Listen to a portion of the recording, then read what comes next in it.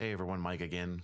And today I'm going to show you this really cool thing I made in Make using the data store and being able to pull a massive amount of links and store it in the data store because I have this blog generator here where I like to add internal links. And since the sitemap, each one of these has 200 posts on it. My friend's blog here has 850 something blog posts, and so they're all on individual sitemaps. And so to be able to pull all of them, I need to store all of them. And that's what this cool little data store does. So if we go into data stores, let's create a new one. And we'll just call this YouTube test. And then to add a data structure, you don't have to do anything crazy. So I just did a sitemap.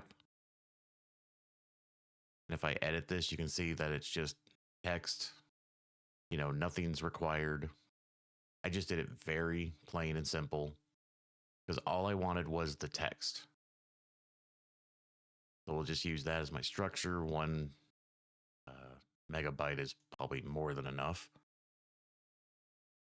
So we'll do that.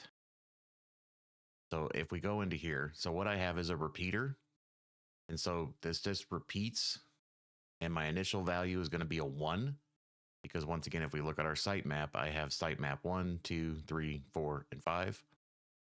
So it's going to repeat 5 times, starting with 1, and then it'll go 2, 3, 4, 5.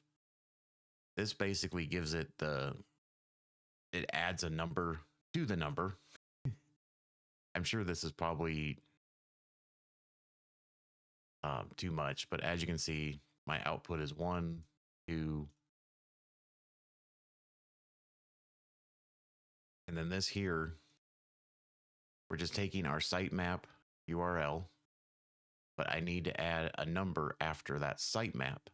And so this will add the 1, the 2, the 3, the 4, and the 5. And obviously you're going to use get as your method. And then this here, all we want is the URLs from that sitemap. Because unfortunately, when we pull this data, it gives us a whole bunch of stuff. I mean, we got attributes, we got you, and here's, like I said, here's 200 URLs.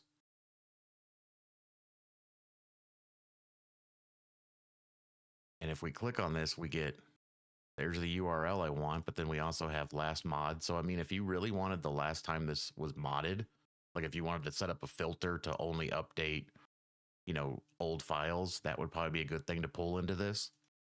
And of course, it gives you all these images, but all I need is this. And so what I do is use join and map. So I'm mapping this, and all I want is the location. I keep calling it location. It's LOC. I think it's location. It's basically this. This is what I want. That's how you use the map function. So I'm just mapping it to that.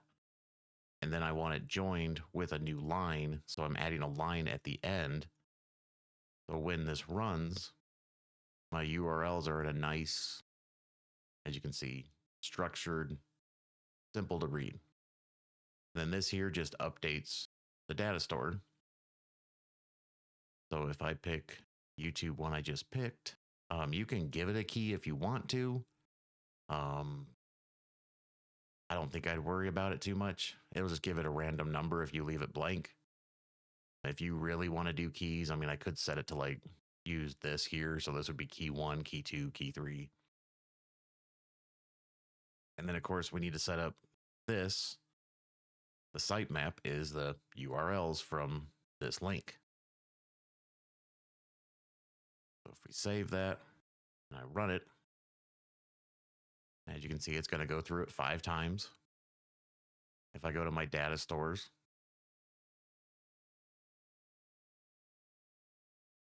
you can see now there's 5 pieces of data in here. So if I go to browse, you can see here is all of my sitemap links. So now I have 800 sitemap links. and they're saved in this data store. So if I create another generator here, all I have to do is add a data store. You can see it's pulling the sitemap, and all I'm saying is the sitemap has to exist. That's all I'm asking for. And so it'll pull all 800 of those, and then this will actually put it all into one row. And then I have Claude here saying, hey, pick a URL. So that's a simple, easy way to use Data Store. A lot of people don't know that this is available in Make, so I would check it out if I were you. If you ever need to save a lot of data for anything, this is perfect for that. So see you again.